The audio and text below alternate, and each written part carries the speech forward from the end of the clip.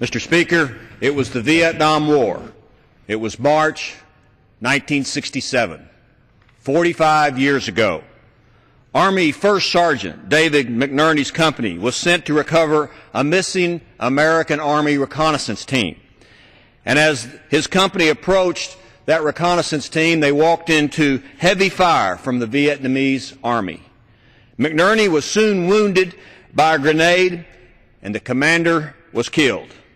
But Sergeant McNERNEY took control of the situation.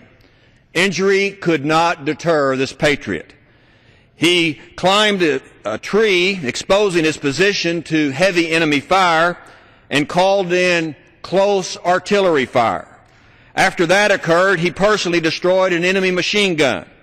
And always thinking of others, he personally pulled wounded soldiers to safety and secured a landing zone for medical helicopters that were approaching.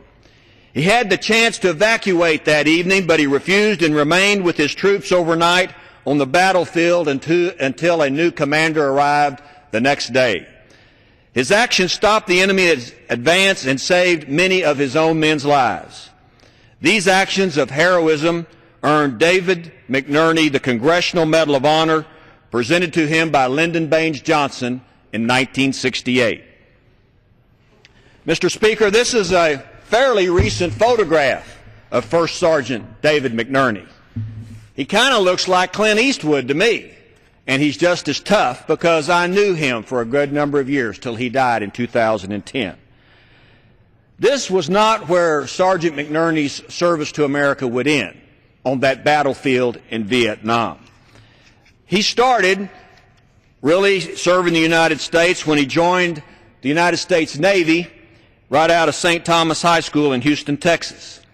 He did 2 tours of duty in the Korean War. And after leaving the Navy in 1953, he joined the United States Army and was one of the first 500 so-called advisors sent to Vietnam by President Kennedy in 1962.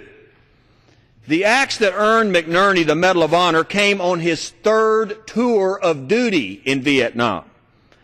And after he received the Congressional Medal of Honor, First Sergeant David McNERNEY from Crosby, Texas, volunteered for another tour of duty in Vietnam. Mr. Speaker, amazing men that served America in the Vietnam War. First Sergeant McNERNEY served with thousands of other Vietnam troops and generally were not appreciated by America when they returned back home after doing what their country asked them to do. After he retired from the Army in 1969, he worked in the Customs Service at the Port of Houston until 95. He served his country for 46 years in the United States Navy, United States Army, and the Customs Service. After all of his work and service, he worked in the community in Crosby.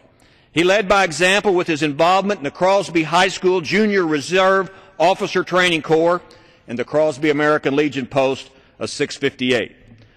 First Sergeant McNERNEY died in Texas on October 10, 2010, at the age of 79, still a patriot.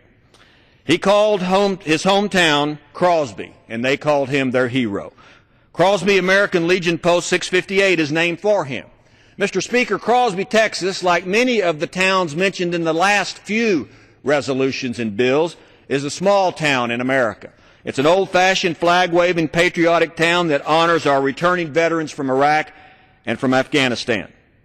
First Sergeant McNERNEY's bravery and commitment to our country and community is well worth the acknowledgement by naming a post office after him at 133 Hare Street in Crosby, Texas, the Army First Sergeant David McNERNEY Post Office. Men like Army First Sergeant David McNERNEY are the reason our country, Mr. Speaker, has always had the best military in history. And that's just the way it is. I yield back.